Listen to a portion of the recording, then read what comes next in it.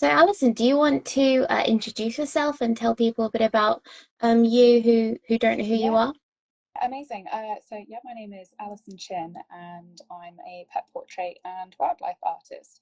So I first got started off with just doing dog portraits for people. So my partner is very heavily involved in like crufts and obedience and that kind of world. Lovely. So all of my commissions kind of came from there in the beginning. And it just kind of went off from there, really. So I started off doing like a little bit of part-time work around another job. Mhm, And then about a year into doing portraits, I bit the bullet and quit the part-time job so that I could take on portraits mhm. full-time. And now, yeah, about 4 or 5 years later, I've been just doing it full-time ever since. So yeah, it's really, really amazing to be doing this as my full-time job. And yeah, I thought I'd pick the cat fur one today because it's something totally different to normally what's on my drawing board, which Mhm. is an awful lot of dogs. So yeah, and I Yes, actually get the chance to pick out all of my oranges and yellows this time. yes. You've been doing lots of lovely dog miniatures, haven't you? Sheepdogs. Yes, yes.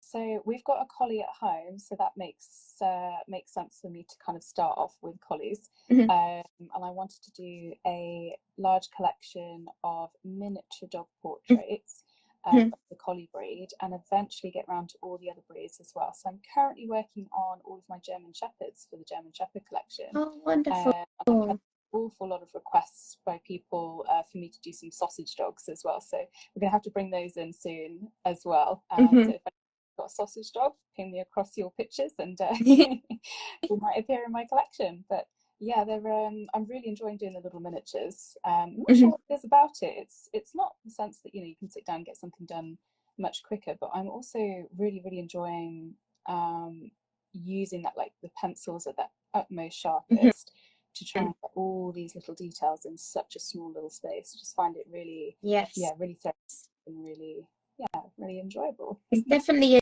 a new skill you're building because you can't put down all the details when it's that small, can you? You've got to pick and choose what's going to make the most difference, I suppose. Exactly, yeah, exactly. And to make sure that it comes out and it's not flat either, you want to make sure that what you're picking is, you're bringing out the right contrast in the drawing that you're doing, especially if it's a black dog as well. Like with a couple of those, you need to make sure that obviously you don't go too dark too quickly. But Yes. um, yes, absolutely. Ah. Fantastic. So what made you want to start going into miniatures then? Oh, good question. Mhm, There was one that I did a little while ago. It was a commission for somebody who she wanted a drawing done of her German Shepherds, but she wanted a very large portrait done. right. But one of the pictures that she'd sent across to me as a potential reference photo was of a German Shepherd that was kind of side on, mid run. Just sort of imagine him like pulling a sleigh or something because it was coming up around Christmas time. Yeah. And I thought, oh, this is perfect. I really love this reference photo. Um, would you mind if I drew this one, regardless of whether or not this was your commission piece? Right. Um, and she was like, yeah, yeah, absolutely. So it wasn't her commission piece in the end, but purely because it wasn't an official sale of anything, I wanted to just kind of give it a go and see how it came out. So that's where the first miniature came from, really, for me, just doing Okay. the smallest picture. Um, just yeah, just have a little bit of a go, something for myself. Mm. Really enjoyed it, and yeah, just thought the dynamic poses as well on that tiny little scale. Yes. Almost gave Because like you a do little. very like action shots in your miniatures, which I really like. Yes, yeah, I'm just really enjoying doing those kind of dynamic poses now. It's almost a bit of, yeah, it's like the biggest impact on a smaller scale, if that makes Yes, sense, by doing so. definitely. Yeah, Yeah. enjoying it. So yeah, that's what all of my miniatures have been so far. I do Mhm, do the kind of like commissions for miniatures as well, so they're on my price list for people. So I have kind of done headshots and things also. mhm. But my own original work, yeah, I'm really enjoying getting those dynamic poses out, making sure that we've got all those moving limbs or wings or yeah, the feet are running in all kinds of directions. So yeah, that's Yeah.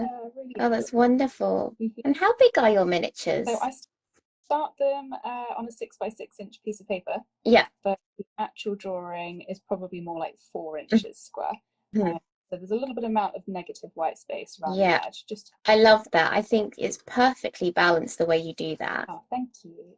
Thank you so much. Yeah, it just looks so nice in the frame. I just love how much negative space that you have around it. I think it's so important. The smaller the artwork, the bigger the negative space, and it gives it so much more impact and like I guess space to see it. Yeah, you need to give things room to breathe, don't you? There's Mm, nothing worse than when you finish doing a piece and you've squashed it into the smallest frame possible just because you had it to hand. yeah.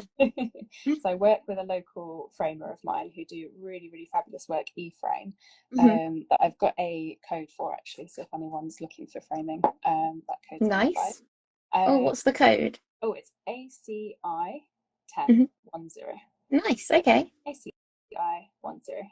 Yeah, it'll just get you 10% off at eFrame, which is really handy for anyone if you're kind of like looking for frames and things like that. Hmm. But yeah, yeah, they do some really, really lovely frame like samples as well. So I've kind of got like a whole drawer here just full of lots and lots of different frame types. But then they also offer like coloured mounts, like a little bit of an accent colour around the edge. Okay. So I've actually got these in my drawer as well, so I can kind of show you what I mean. Yeah. So here's like a couple here. Oh, So I like to yes. go with like unicorn, which works really well with some Bristol board and Oh, I flat love the name lines. of that too. And then you've got lots of like kind of different colours. So we can use the navy blue one, so that Oh, around the edge of your drawing you can have just like a nice little slither of colour. Just on yes. the edge of your portrait, and I love to use that for my miniatures just because it brings out a little bit of the pop of colour that you might have Yeah. in there as well. And I So feel like yeah, the navy goes really well with any black haired dogs. It just makes definitely, it pop a bit more. definitely. Yeah, it's not too flat. It brings out some of the colours that obviously you use in pencils or pastels. Yeah. And yeah, it just complements it really, really well. So Yeah. occasionally use like red and things like that if anyone's got a bright red collar or a harness, Mhm. pick that Mhm. out. But Yeah. yeah, it's a really, really lovely part of my work. I do enjoy doing the framing, absolutely. Yes, it is quite fun because I like to do the same. I like to either use like the same color of the eyes Mm-hmm. within the because I like to do double mounts as well. So the second frame, the second mount is like no, the first mount that you see the edge, isn't it? Mm, yeah, Um, is the color, and then the next mount is like white. I quite like doing it that way. And then I normally do like try and match it with the color of the eyes or the color of the fur, something that's very like I guess prominent. So either it helps it pop or it helps it like integrate, yeah. I So guess. it Yeah. works well with the portrait that you're doing, but also yeah, picks out on a lot of the key features and things. Mm, Cats as well, yeah, it's a lovely one to do because their eyes can be so vibrant, mm, aren't they? And you do quite a lot of cats with your work, so yeah, that's really nice yeah, to have to stick that in as well. But yes, definitely. I wanted to No, ask you about yeah, the green you're using as well, actually, with your pastels because yes. it makes complete total sense with my background as interior designer picking those complementary colors. Hmm. But yes, I'm really excited to see how that comes out in your pastels as well. So what made you choose to try it out? Like what was the starting point to I guess give yourself because that contrasting color as a base? yeah, because I got a color wheel, which is incredibly helpful. So if you don't have a color wheel, get one. Mm-hmm. They're on Amazon. I got this one. It came with like a pack of three. Fabulous. Um, and it's very helpful. Like you know, how is that on earth like gonna turn into that? But it's one of those things that you've got to trust the process. Yes. Um, so, and it also helps you, like, it's got values on the back here. So it really helps you understand your values, your color Mm-hmm. theory. So I've really been practicing that lately because I'm normally good at just picking the colors that you see in the picture straight away and replicating it. Yeah. Um, but now I'm really trying to go deeper and really understand it from a color theory level, in terms of creating that depth that you don't necessarily see in a photograph, but you would see in real life. Mm-hmm. And two, just trying to like, I guess, make it better than a picture, make it feel more alive, I guess.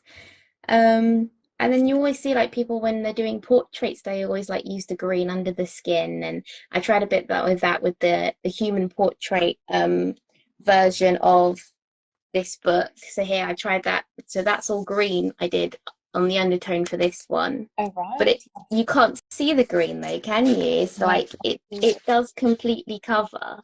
Um And it just makes a difference. Like that does look more vibrant than the picture, if you get what I mean. It Yeah, does, yeah. it just gives a different dimension to it. So obviously, there's it's something there. There's a reason why people do color theory.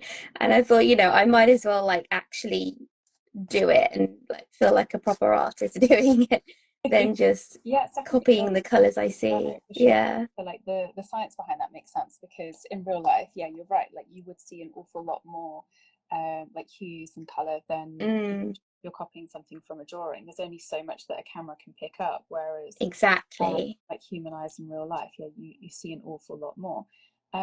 So yeah, I think that's yeah, an amazing kind of like method that almost makes me wonder, yeah, it wouldn't work as well with having like a base under color pencils, but pastels, yeah, you can really bring out all of those hues and things in there. Although having said that, Mm, to be fair, yeah, like there's always, when you're always handing portraits over, or if you're speaking to other people who perhaps maybe don't practice art, mm, and you give them a portrait of a black dog or a black cat, mm. and they say, "Oh, like you must have gotten through all of your black pencil," and you're like, "Well, actually."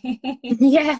There's so many other different colors in there, like blues and purples, Yeah. things that are Mm, hidden. Um, that yeah become easier and easier for you to pick out as you keep drawing, as you practice. Um, definitely. Because I think as artists, we sort of do it naturally when it comes to black mm, fur. Like, I do feel like a lot of artists already add purples and blues within the black fur. mhm, But then when you're doing other things like ginger fur or brown fur, or people tend to forget about the other hidden colors to make it more three-dimensional. They only really do that when it comes to black fur. So that's sort of what I'm trying to, I guess, experiment with, of doing it with all types of fur. mhm, And experimenting with the medium. So I'm using hand pastels on the bottom like I normally mhm, do, but then color pencils over the top. got you. Yeah. Yeah. Oh, nice. So what are you using? Stuff. So I literally just got color pencils with me. So I've got a few that are the Faber-Castell Mhm. polychromos. Luminance as well. I usually find because they've got a slightly softer lead that they Yes. kind of blend together quite softer over the top of the polychromos. So these ones are quite firm, quite hard, like on their Mhm. nib. And then yeah, blending a few of the luminance over the top almost helps to give like a softer Oh, I uh, see. So you use the polychromos first and then the luminance on the top. yeah, so when I'm doing like my base layers of like colors and things, Mhm. I might kind of use a little bit of a mix of all of them. Mhm. But towards the very end, when I'm getting all my details and things in, it normally be that I've got the luminance right at the very top of that pencil sandwich, if you will. Oh, At the okay. very, I want it to be really quite nice and soft. So in your photograph, the tabby cat Mhm. fur, you've got all of the picture of the photograph is quite in focus down in this bottom left corner from Yeah. the and then of course it's quite blurry up across the top here, so Yes. kind of get the same similar effect. I would be using sharper, more firmer pencil tones down here, perhaps with Mhm. only the Mhm. polychromos, and then really blending the luminance and stuff out in this top corner to get that lovely softness. But that will be something that probably ends up coming around in the next 20 hours or so. But yeah. Yeah. Well, during this live, you don't have to finish it. It's just it's just really interesting to see how much you can get done while you're also chatting, and also just on like a small scale. I Yeah. found it very, very illuminating actually, Mm. as to what you can achieve in a limited time, Yeah, definitely. especially with color Yeah, pencil. absolutely. It's a really lovely kind of patient medium to work with, Mm. that have the other sides or how long you're working on something. So yes, I'll probably end up concentrating on just this top corner, because once I've ended up getting stuck into something, yeah, it's difficult to know when to stop, isn't it? You could just draw and draw forever. Yeah. Normally the paper stops me. It's like, nope, I've had enough now. There's no more layers. Oh yes, there's been a few times that I've ended up at that point as well. Yeah. The past, there's been a couple of portraits I've done where, yeah, like I've still been kind of like learning the basics of how to layer up all the pencils and get those color theories right. Mm. And that's yeah, when the paper has kind of gone, you know what, yeah, I'm overly saturated now. There's nothing else that you can add to me. I'm still not quite right, but yeah, you're just gonna have to You're just going to have to work with it and work around I it. have found that if you then use fixative, it basically gives you another layer. Oh, that's exciting. Oh, Yes. So oh. if you're ever at that point where your paper won't take anymore, it's getting a bit muddy, Hmm. put some fixative on it, leave it for a few hours. I'd suggest leaving it overnight just to make sure, and then it gives you a new layer to work on. Oh, fabulous. I'm assuming Yeah. it's a thin layer, but perhaps it's like used in emergency to yeah, just Yeah, in an add like emergency, or sometimes I use it like right at the end, and then I do my white pencil over the top for like whiskers and flyaway hairs because then the pencil rests really nicely over the top of the fixative and doesn't mix with my other colors as I'm trying to create very wispy oh, hairs. fabulous. Yeah, that's really good. Yeah. Oh, no, I haven't tried that. Thank you so much. I will. Yeah, try it. It can like slightly distort your colors in terms of making them a bit darker, Hmm. but I don't think that's too much of a problem when you are like, say, doing a black cat or a black dog or something. You want those blacks to come out a bit blacker because it does look better anyway. Yeah, you want them to like kind of change up like a little bit. Yeah. So Yeah. just a light coating of fixative, yeah, it's Oh. very useful to have the option, I think. Hmm. Yeah, Mm. yeah. Oh, good to know. Yeah, fabulous. No, Mm. especially for whiskers and things, because that's Yes. something that a lot of people struggle with, isn't it? Getting that Mm. bright, stark white whisker or white flyaway hairs over the top of really dark fur. Um, Definitely. so I've used a slice tool for that normally as well. So Yes, that's okay. yeah, like the box cutter, but it's got a Hmm. ceramic blade instead of the end. So it's a lot smoother. It's a lot less sharp on your paper and thing.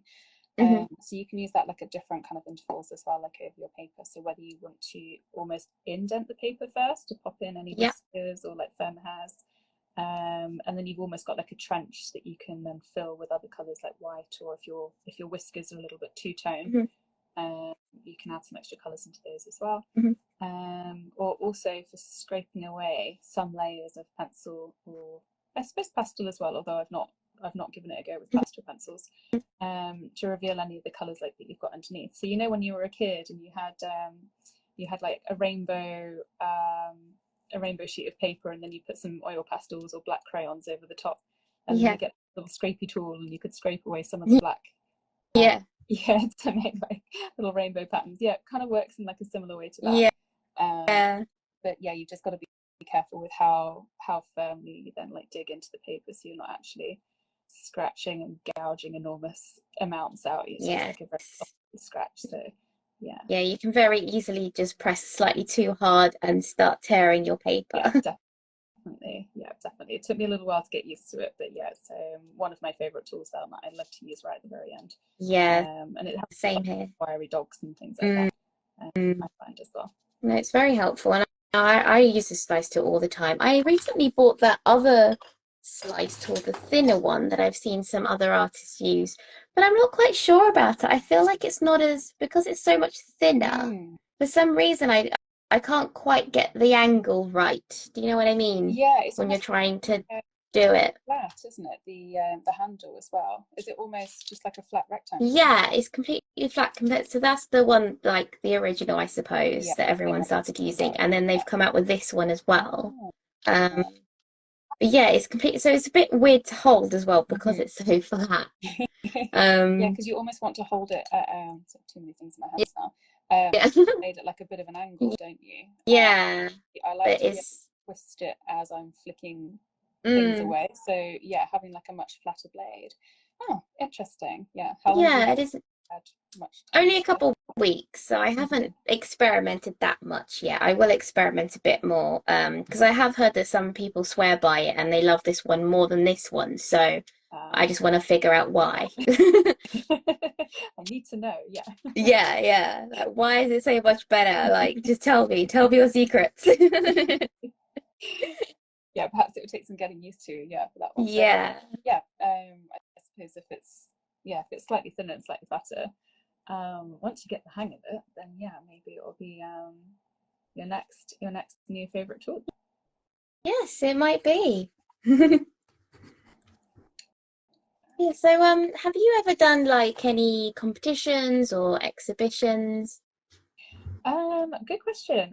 Actually, not that many at all. So, not embarrassing, but like tend to be like a little bit of an artist recluse Yeah. in my studio, like at home. So I've It's easy to though, isn't it? really it is easy to, yeah. I'm definitely kind of like one of those people where I'm quite happy like in my own company. So the days do just tend to fly by, and I'll just fill the time up with commissions or my own original work or Etsy. I'll find something to do. Yeah. Yeah, I've popped a few of my original pieces into online exhibitions, Mhm. just as like the David Shepherd Wildlife Art Mhm.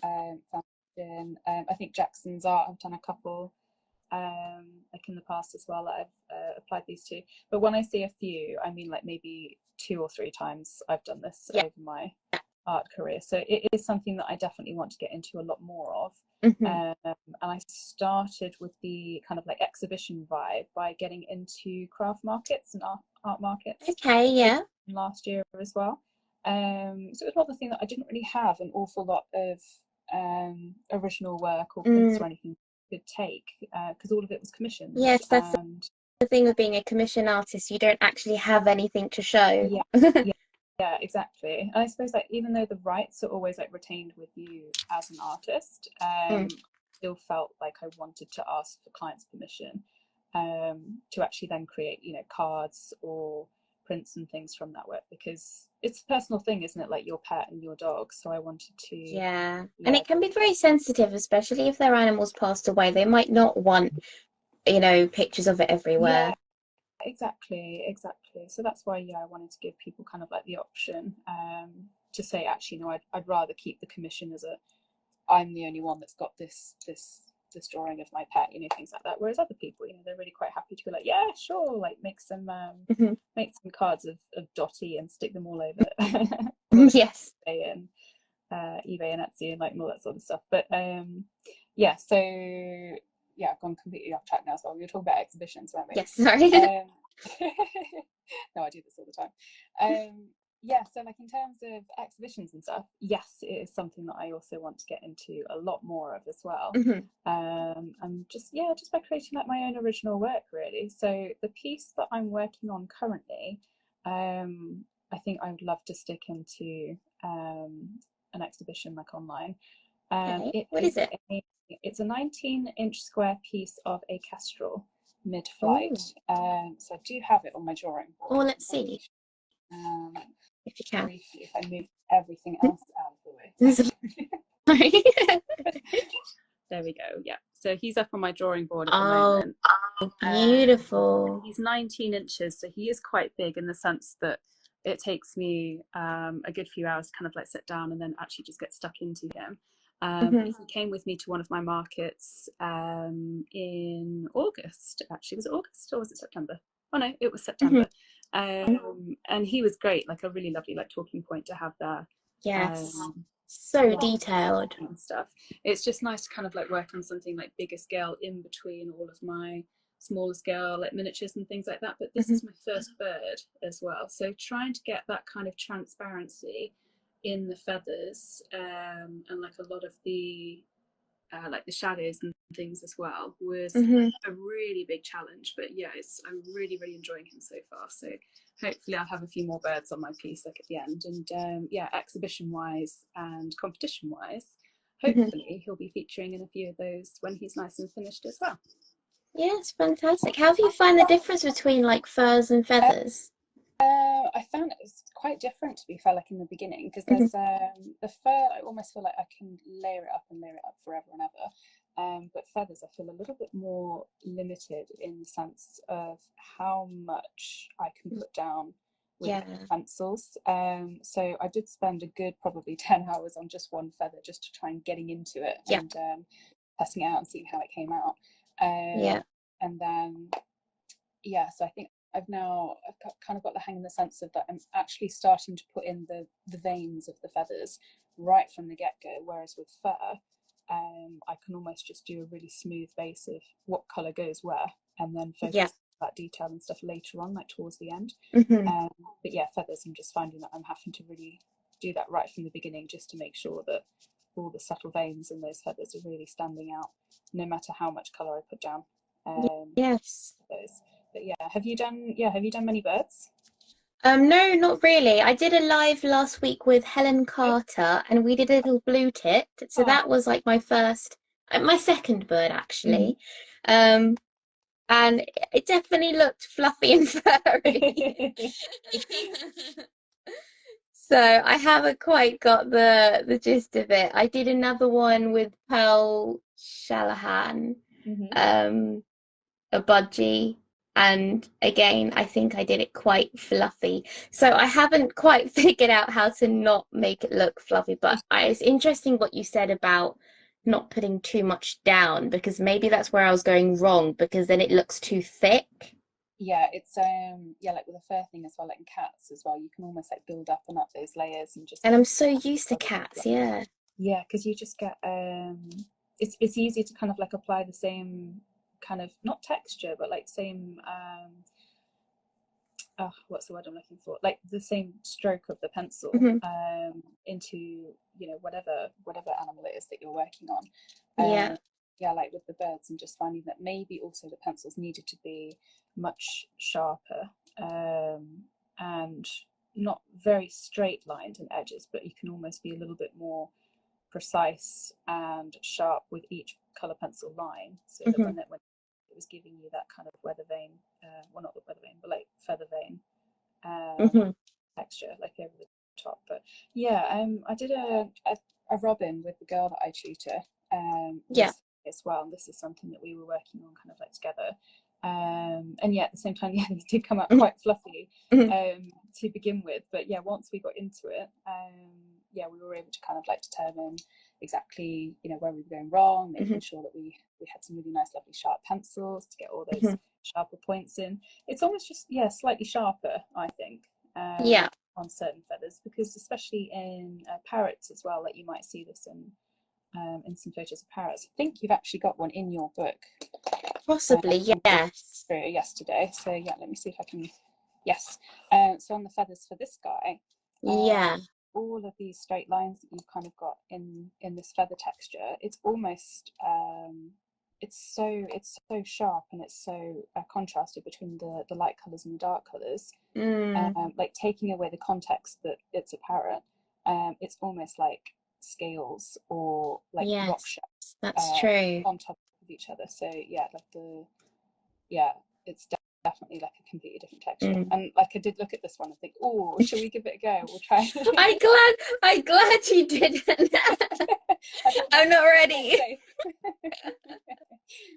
Is I that am surprised that yeah? people haven't branched out to the more like interesting ones. Like there's a goldfish in here as well with scales, and no one's asked to do that one yet. Oh, I should have done this one. So I was so tempted yesterday. I thought, yes, like I haven't actually done any fish, and this is something that I really want to Mm. do as well. But finding good reference photographs of fish underwater, or like sharks or dolphins or any of that, Mm. It's quite uh, tricky. yeah, it's going to be really tricky. So I reckon it might be a case of having to find quite a few different references, Mm. and then working these together to then create something that makes sense for the animal. I think.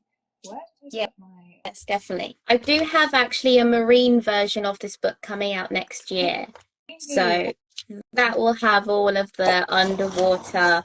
I've already started making it. It's just taking a while because, like you said, it's very hard to find good reference yeah. photos, and all the reference photos that I'm using are all license Mhm. free. Um, so people can use it, sell it, do whatever they want Yeah. with it. Um, so I'm just trying to like put that journal together now. So that will be available next year. Yeah, fabulous. If you do another live, I'd love to test that one out with you as well. Yes, that'll be fun. Definitely. Now I'll be interested to try it myself because I've actually never drawn marine life before. So Yeah, that would be yeah. really interesting. Yeah, because I imagine you have to kind of compensate for the water effects as well that are kind of coming. Yes, I think that's what I'm very excited about, especially like on a turtle Oh shell. yes, yeah, Won't that be fun? good, good.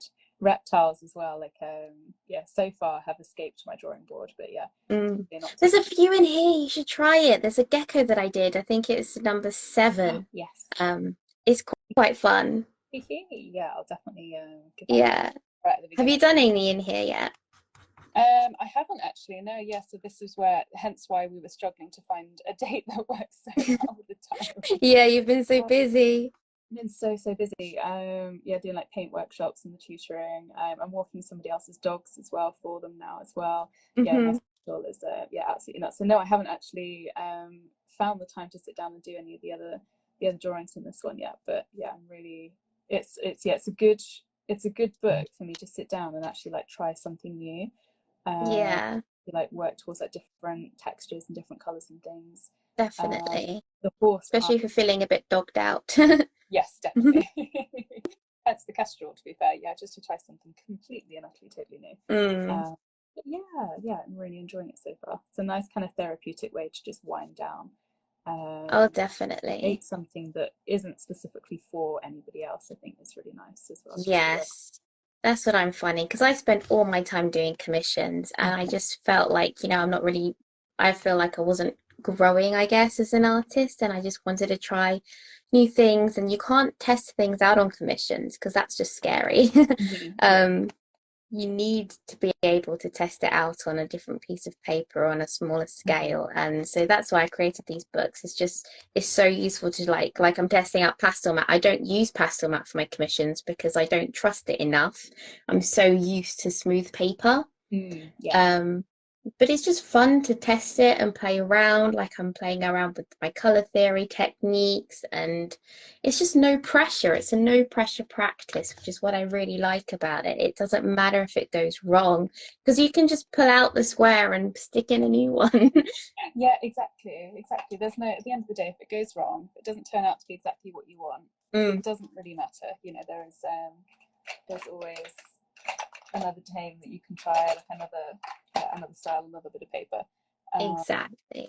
yeah, exactly. Completely agree with you. Yeah, but yeah, Yeah. I think as an artist as well, yeah, like especially if you're doing commission work, it can get really easy to almost get like bogged down in doing, yeah, just not like playing it safe, but yeah, just getting comfortable with the work Yeah. that you create. And I think it's really important that you know, you carry on challenging yourself as an artist and you carry on Mm. trying new things, even if, you know, it's absolutely scares like the living daylight out of you to try and go Yes. straight into a gecko or yeah, like a sea turtle if you've never tried it before. Mm. Or even like new mediums and new tools and new things like that as well. So acrylic paints is something that I'd love to get back into, Oh but yeah. saying this for probably about 3-4 years now. You know, oh, let's get Hmm. into acrylic paint. So yeah, eventually I'll actually sit down and find the time to do it. But I've also picked up recently some black Fabriano paper, Oh, and the plan for that one is to try and create some more like original work, original pieces, but on black paper okay. instead. I actually see if I can work it a little bit more into like shadows, like shadow play, and just Hmm. see how colors are affected almost on, yeah, on black paper like instead. Oh, that Uh, sounds really good. yeah. So yeah, it's all like in the wings, like Yeah. ready, kind of littering the shelves and the walls like Yes. around. But yeah, that's something else that I need to find time for as Yeah. around commissions. But it sounds really interesting. I like your idea of the black paper stuff because I also wanted to play with shadow stuff, but I wasn't going to do it with black paper. I was just going to do it on normal Mm. paper, but with pastel, which is hence I'm practicing on pastel mat because it's so much easier to work with pastel on pastel mat on a large Yeah, scale. definitely.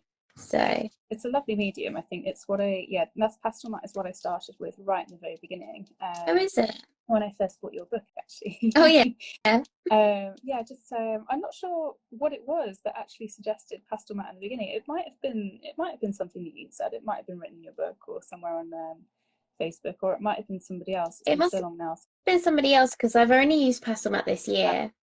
So yeah, Yeah, then it yeah, just wasn't me, sorry. okay, go for it. Yeah, so I just got like a pack and I thought, oh yeah, we'll just test it out. And the first one that I did was absolutely shocking, so that will never see the light of day again. But yeah, so got into it from the second drawing and then third and then fourth and so on. Mm, And just kind of stuck with it really because, you know, as you said, it's easy to you know, be used to what you're using. yeah. Um, not like try anything new. So I think it was then Bristol board Hmm. vellum that I started using after that, just to kind of try it out and give it a That's go. what And I swear really, by normally. yeah, that's what I'm using now. I just find it's such a lovely, lovely piece to work with. Mm. And I was using that for the next few years, but I've only recently discovered that there's actually lots of different types of Bristol board. Hmm. So I was using the 300 series, which was like the big yellow Yeah, cover. yeah. Um, The and Strathmore one, yeah. yeah, the Strathmore. And then I did like a little bit of Google, because I could see that there was a 200 series, there was a Hmm. 600 series, and I was like, what is the difference between all of these? And then realized it was like the artist grade quality. Hmm. So the higher the number you go, the more it's like museum grade, archival, super high quality Yes. from that. Like the 100 would be like if you're buying it for your kids and you just want them to try and test it out, or um, you're like a newbie artist as well. Just yeah, just trying something Yeah, new. because it does get more expensive as well, the higher the grade. Definitely, yeah, definitely. But so so I was used to the 300, but I've just recently bought a 400, which I think is still archival, the same as 300. It was just maybe like a little bit more. Um, I'm actually not sure. I think it's just meant to be like more artist grade, like more professional quality. Yes. Thought just try it out and see how it goes. But the texture of it is much different to Mm. 300 series, and I'm finding that I'm actually preferring it to the 300. So preferring the 400 over the I 300. think you'd It's prefer the 500 then, because I use the Oh, 500. do you? Yeah. Okay, I'm finding it's got like that kind of linen-y texture that sometimes Fabriano has got as well. Well, I've never tried Fabriano, so I can't compare. Ah. Sorry, just me sharpening my pencils with my Sorry. teeth. Sneaky. But it's definitely thicker and it feels like you can add just so much more layers and brightness, I think. Oh, fabulous! Yeah, maybe I'll even step up again then. Yeah, to the 500. Mm. Yeah, it's just yeah, the 300 that I'm using like currently. Yeah, it's almost too smooth. I'm finding now. Hmm. So it's a little bit like when you just yeah, maybe when you just get card out of, I don't know, Yeah. Hobbycraft. It hasn't quite got the tooth um that I'm now enjoying out of 400. So yeah, Mm. maybe I'll step up again to the 500. Maybe even bite the bullet and try the 600 as well, and just try it all and see. Yeah, you might as well. Yeah, might as well while we're on that train anyway. Yeah, because I used to use the Winsor& and Newton Super Smooth Bristol board, and that is incredibly smooth. But I used that for about 6 years. Like I was in love with it. Oh right, Um, yeah. yeah, it's incredibly smooth. So it's probably like the 300 or 200 series, I guess, in comparison. Mm-hmm. But it's very good paper by Winsor& and Newton. And it was only till like last year I started using the Strathmore. I thought I'd give it a Mm-hmm. go, and I really saw a difference, I suppose, in having a bit more tooth. Um, but there are like negatives as well. Like the Winsor& and Newton is definitely a brighter white paper. Like it's very Yeah. white, which means that when you're mounting and you want to choose like a really white mount, Mm-hmm. it goes really nicely. Yeah. But when you're mounting the Strathmore, you can't choose a white mount because it makes the paper look very Yeah. yellow. You have to So a bit more, yeah, which I guess is like where the samples and things come in as well. So like going back to yeah. E-frame and like the unicorn that they have, Hmm. that's the match of the unicorn color with the Bristol board Strathmore Yes, 300. that matches really nicely. So it's not Yeah, like a pure white, is it? It's like a creamier white, is it? yeah, it's a little bit more kind of like the ivory shade, I suppose. From let's see if I've got a pencil. That might be helpful. So that's the ivory of polychromos, and then I've actually Uh-huh. run out of white. Okay, so Okay. I think that's warm grey one. So if that's any help in Yeah. terms of lighting whites for people. Oh, do I have a white? Oh, no. Yeah. No, I don't have a white. Yeah, I've run out of my white pencil. So literally, they're all like all these teeny tiny little stubs. Yeah. Use of them while they're there. Same But yeah, here. I wait until they're like tiny before I like put them in my jar, my retirement jar. I've still got I think every single pencil stub from when I very first started as well. Good, good, good. Keep them, keep them. jar, and somebody said to me, they're like, "Oh, yeah, you can make an art piece out of this." But yeah, honestly, I don't know. I just keep them for the sake of keeping them. So yeah. Yes. But Yeah, yeah. look, I've got this jar right here. This is all Oh, lovely. like these are Yeah. proper tiny. Oh, adorable. That's a good jar too. Yeah. Mine needs to be upgraded now because I've got so many little stubs in it. They're all overflowing at the top. Yeah. Yeah, I was going to show you some of the little miniatures that I've been working on as well. So that Oh was yeah. so this is one of the small German Shepherds that I'm doing from the Oh, it's collection. But beautiful. this is on the 400 Strathmore paper as Okay. well. So the colour difference, I think it's Yeah. very slightly more yellow. Yeah, very Uh, slightly, isn't it? yeah, not too much like all the other ones. So all the other little German Shepherds and things, but Hmm. they're getting there slowly. Maybe that's why the 500 series then is even more creamier. Yeah, perhaps. Yeah, if it's about the assuming that they use like a similar paper, um, like mulch, I suppose, to Yeah. make each of them. But yeah, Interesting. after this one. It's so funny how paper just makes such a difference to your drawing style and technique, and even like, how what tools you decide to use and colors you decide to use just based on the paper. Yeah, definitely, definitely. So I think it was Hannah Lipsey who she swears by the Fabriano Artistico Hmm. paper. Up until recently, where I think they changed I the heard this. Yeah, there's an outrage. there's a huge outrage among us. I think one of our artist friends, Zoe Fitchett, she bought an enormous roll of the original Fabriano uh, artist, and all of us have basically just been like pleading with her to Sell try it. and sell it. It's like black market stuff now. Yeah, literally. Gotta get your fix of Fabriano. It's not the Yeah, same anymore. yeah, just contact Zoe. Yeah, she'll hook you up. Oh, now that you've said it, she's gonna be overwhelmed with messages. Sorry, Zoe. Yeah, yeah. Yeah. Everyone hear that? Zoe's got the goods. But yeah, so yeah, I mean, I don't think I tried the Fabriano. Sorry, I keep calling it Faber Castell. I I know, we're getting mixed up with all these tried brands. the Fabriano Artistico when it was the original that everyone was happy with. So Right. I haven't personally like noticed the difference between the two because I wasn't as attuned to the one like over the other. But I think I got a couple of sheets from Jackson's Art like a little while ago. And the black paper that I've got ready to use is also Fabriano. So we're going to see Okay. if if that makes like a little bit of a difference as well. Be very But, interesting to know. yeah, maybe I'd have to do like a bit of a comparison video between the Yes, I two. think that'd be very useful.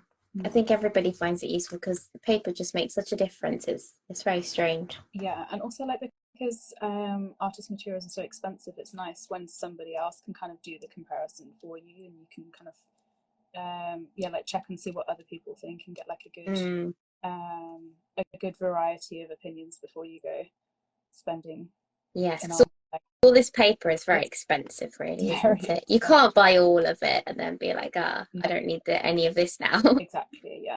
So like my first couple of sheets of Fabriano came from Amelie Jones, who also does pet portraits and other bits and bobs. So yeah, she gave me my first couple of sheets to try and test out. Oh, that's Um, nice. in exchange for some coloured pastel mat that I had, so that she could try the pastel mat out. Mhm. So yeah, I think if you've got a nice little support group of different artists, or Yes, that's you know, wonderful. like it's nice to kind of swap and like trade tools as Mhm. well, because it's less waste, isn't it, if you're not using it, and if you can kind of like help each other out as well by trying out and testing different materials and different papers and things. This artist Definitely. that I've met like since buying your book and since getting involved in it, everyone is just so generous with information Mm, and really nice and like kind and yeah, like just like helpful for each other. um yes. Never been happier like having met everybody. on Instagram, which is like a weird thing, because social media normally brings out questionable sides of people, but actually I've never been happier since having all of my artist friends on here. Oh, So yeah. that's wonderful. Yeah, I think it's definitely since 2020, isn't it? Because a lot of people relied on social media and building an online community because we couldn't go outside. Yes. And that's sort of where it stemmed from the most, I think. Yes, yeah, I completely agree. I think it also brought out like that lot of side where people could actually just get stuck into their craft and be a little bit more like during that lockdown period where, you know, we had less to entertain ourselves with. So it's nice that so many people as well have kind of found that over that period and are still doing it, because it's really good for the soul to just be creative for the sake of being creative, or definitely, for other people. So yeah. No, definitely. But what's been your most memorable commission you've done so far then? Oh, another good question. You have to give me a minute to think of that one. That's all right. Most memorable. What's your most memorable while I'm thinking of it? There's a few memorable ones, but like for different reasons, I suppose. So like most challenging, or I don't know. Right now I'm doing like the most subjects I've ever done on one page. So it's 8 cats on A2, and I'm very excited about it. I finished cat 1, halfway through cat 2. So I think this will probably be my most memorable once it's done. Yes. Yeah. All the extra cats and things. Yeah, that's a good point as well to make, because memorable for being memorable for different reasons.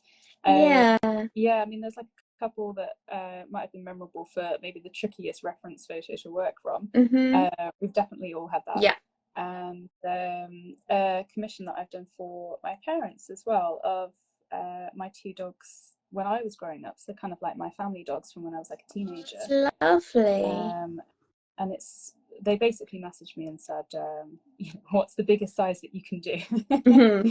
And did them pretty much like nearly life size, these 2 little Shih Tzus. So that was quite like I think I saw that. Yeah, very beautiful. Thank you so much. And yeah, like some other ones as well, like kind of like really stuck with me. So there's definitely been ones where I've almost formed like a really lovely friendship between clients over these commissions, and they're ones that always stick with me as well. There's this lovely lady who I'm actually doing another commission for her now. This will be her 4th one from me. She's had all of her dogs done. And every time we chat, whether it's like a few months between us or even like a couple of years, it's like there's no time at all. And she's just, like such a lovely lady. And I've met her. It's wonderful as well. And yeah, like then there's another one that I've done kind of like memorial portraits for. Again, just like kind of forming really lovely friendships with the people, behind them. And she's now probably what I would say is one of my really lovely good friends on Instagram, even though we've never actually met in person. It's funny that, isn't it? Yeah, you feel like so close to someone even though you've never met them. Literally, yeah. So like people that you could just talk for hours and hours with over, literally just anything. But she now provides all of my dried flowers around the house, because she has a lovely little dried flower business. So that's nice. She's who I go to if I need a little gift for somebody, or like somebody's dog has passed away or something, just to do something a little nice for people. So I think that's quite nice when you can sort of create a lovely friendship or a lovely connection with somebody else through commissions. So yeah, I think those ones would be the ones that I would say stick with me most out of all of those. Oh, that's so nice. Yeah, it's very nice when you sort of form a bond with a client, isn't it? I've got a few myself that have been has been commissioning me. One of them, she's been commissioning me since the very start. So for 8 years now, and I've drawn so many of her. She rescues a lot of animals. So I've drawn so many of hers now, and it's just nice because then she shows me pictures like, I've got this one above the staircase and this one in the living room, and I'm like, her house is just full of my artwork, and it's just so cool to see. Oh, that's perfect. It's like your own little personal gallery. But she's all the way in America, so I'll probably never get to like see it in real life, but it's very, very cool that it's there. have to rely on all the photographs that she sends you. Yeah, Yeah, yeah. yeah, Oh, you have to exactly. ask her to give you like a house tour on video. Yeah, virtual house tour, please. Yeah. Yeah, I guess that's the best thing about being a commission artist is that all your artwork is already sold and very loved before you've even started it, Yeah, really. and that's a really, really nice way of putting it as well. Yeah, for it to already be loved even before you've started. Yeah, Yeah, way of putting it. yeah, I think as being a commission artist, yeah, I do find it super, super rewarding. If anything, like it's almost the one job where, you know, tears are actually a good thing. yes. To be able to kind of like invoke that like reaction in people, it's just so heartwarming to be able to like give a little piece of their animal like that to them, in such a Yes. small little way. What you would consider as, you know, you've honed your craft, you've spent years, you know, like perfecting it, but at the end of the day, it's a drawing and it's not the animal, but to be able to invoke that kind of reaction in people, Mm, uh, is almost magical. Like, mm, yeah, it's really, really lovely. definitely. Yeah. No, I really love being a commission artist. It's Yeah. I'll definitely never stop, but I'll probably slow down a bit. So how many do you do in a week or like in a month at the moment? At the moment, because with my child and then also doing this membership platform and writing these books and podcasts and various other things that I'm doing, I'm trying to at least get done one commission a month. Yeah. Um, Obviously depending on the size, like I'm trying to get this huge A2 one done of 8 cats done Yeah. by the end of the month. But normally it could be like two by the end of the month if it's like A4 or A5 size. Yeah. Um, yeah, so that's generally like how I like to work. But this time of year is hard to like say because it's so much more busier than other times of Oh, year. definitely. Yeah. With So Christmas. I am drawing so much more. hmm hmm I think it's yeah, it's easy to kind of on one hand give yourself some like goals that are potentially not always achievable, when you're Yeah. wanting to kind of do so much, all in like maybe a shorter space of time, or, you know, giving yourself things. Oh, actually, I want to get this done by such and such, and also I want to do this by such and such. Yeah. But I love also, doing too much. yes. I'm definitely one of those people as well. Like, definitely in the beginning, I just didn't really have like a bit of a work-life balance because I was enjoying the work so much. I was like, well, I'm quite happy to carry on working at 10 o'clock at night. You know, I'm enjoying it. So Yeah. I didn't see it as doing work if I was still enjoying it. If that Yeah. makes sense. Yeah. But it did just kind of become me, at that point. But yeah, like more recently, especially with like picking up other work as well, like the paint workshops and, like the dog walking and doing the tutoring and things as well. I'm finding it's more important to almost like deliberately give myself time to do things that are not portraits or not commission work, Yeah. just so that yeah, I've got like time to like do other stuff as well. So like I enjoy like a little bit of reading and writing, Oh, on my downtime. nice.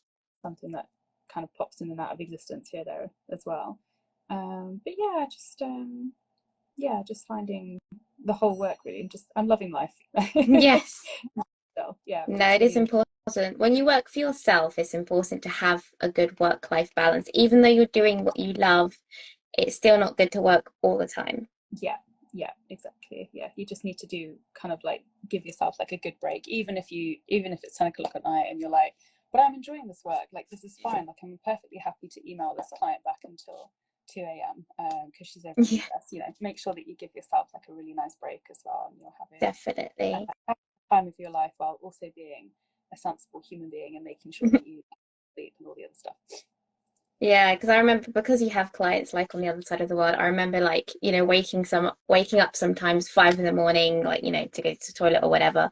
And then I'd check my phone and then like reply to clients. Yeah. And then suddenly like it's 6 in the morning and I haven't gone back to sleep. It's like, whoops, I should probably go back to sleep Yeah, now. because you just think, well, I'm up now, I might as well just stay up and carry on responding to my emails, you know. Yeah, Also, yeah, I'm definitely one of those people that, if I'm doing something that might not be considered like productive, I have to just somehow make it productive, you know. yes. You need Like a it's hobby.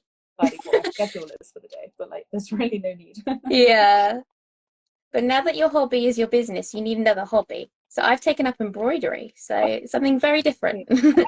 Oh, really nice. How are you enjoying that? Is it still cats? Um, no. It's I'm making like basically making little toys for my daughter. It's been quite therapeutic Oh, and really oh, nice because she really cool. appreciates it. So something very, very different. Yeah, So, yeah. Oh, that's and I don't really post about it or talk about it because it's just for me, you know? yeah, yeah. I Yeah. think that's the writing and the reading for me. To be fair, I think it's really important. Yeah, that you've sometimes got things that are like just for yourself or for your daughter in this case. So Yeah. really lovely. Yeah. I'm glad that you're enjoying it. You're finding like some pleasure in like other creative adventures that you Yes. don't you have to post about or have to you know you have to put on Instagram and things like that. So, Exactly. I have done a couple stories sometimes, but it's not really like a thing that I have to do because it is hard to keep up with social media and like trying to post about things all the time that you wouldn't necessarily want to talk about, I yeah, suppose. I think it's you've got to keep social media as very specific to what you want to say and mm-hmm. what you want to be heard, I Yeah, suppose. So if you're trying to like reach potential clients, then you only talk about what you actually want them to buy. mm-hmm. I think it's very good to keep social media very clear like that. I know a lot of people just put everything on social media, but it's not necessary. Like there's a limit to I think what you should put on, especially if you're trying to be a business. Yeah, especially in this day and age as well, because I think it's easy to kind of like put information out there as much as as much as you can literally throw at Instagram. You can tell people everything about your life Mm, if you really want to. But there's something to be said for being a little bit smarter like on the internet and making sure that you're keeping like yourself safe if you're not giving too much away. mm, But also just like having a nice good boundary in the same way that you wouldn't go into a workplace and tell everybody absolutely everything there is to know about your life. yes, um, exactly. so I think it's and it helps with your niche as well. Like if you're marketing yourself on Instagram and things like that, to Mm, keep it quite focused and quite aimed towards the content that you're creating, so that mm, people can find you and make sense of what you're offering and what you're doing. exactly. Nobody wants to dig through pictures of all of the pets that you own and all the things you do at the weekend and that one time that you nearly got on a train to Calais when you were like absolutely flat out your face drunk. That's Are you speaking from experience? I am in that kind of case. So like it just makes more sense, for people to be able to find what they're looking for on your profile and things like that as well. So like definitely, I think it's good to have um work boundaries time wise as well, not staying up until 2 o'clock in the morning answering emails, but also what you post online as well, just so that you've got a nice Yeah, clear break between where your work should stop and where the rest of your life carries on behind the scenes. exactly. Yeah. Yeah. How's your drawing going? Oh, I've just taken a look at yours. Yeah, you filled up the whole square. Yeah, it's interesting how different like we work separately. Oh, Yes. yeah. I don't know if that's a like a pastel versus pencil kind of thing. So I've just been focusing on that top corner to kind of bring in some of the tones, like mapping out the oranges and the light tones. But Yes. And I it's been do really love the tones that you've nice. got. Wow. Yeah, lovely. Very beautiful. Oh, But yeah, we've basically done an hour now. amazing. We've really, really enjoyed it. Yeah, it's gone so quickly, hasn't it? It's crazy. Yeah, doesn't it? It's really nice to catch up as well. It's lovely to actually have like Yes. a little chat like after all this time. Yeah, like a proper chat. Mm-hmm. Yeah. Mm-hmm. Well, thank you so much, Alison. We'll definitely get back in touch again when I've got the marine journal out because that'll be really fun to do with you. Yeah, absolutely. I would love that. Thank you so much. Yeah. And thank you everybody who's joined us today. If you've drawn this cat with us, this cat fur, or if you're going to at some point, please tag me. I would love to see it. I'll share it on my social media feed. And if you're not following Alison Chinn already, please go and follow her. She's an amazing artist. I just love her portraits so much. I'd love that. Um, And for this practice journal, so this is the Pet Portrait Practice Journal, you can get it on learnmycraft.com or on Amazon, and you can watch this episode back at learnmycraft.com. Thank you so much, Alison. It's been an absolute pleasure. I've just loved talking to you Oh, thank today. you so much. Yeah, thank you for having me. Yeah, and for sending me the fabulous book. It's definitely going to be, yeah, definitely going to be my nice downtime in the evenings Yeah, now. So thank you so much. You have a wonderful day. thank you so much. Speak to you soon. You too. Bye bye.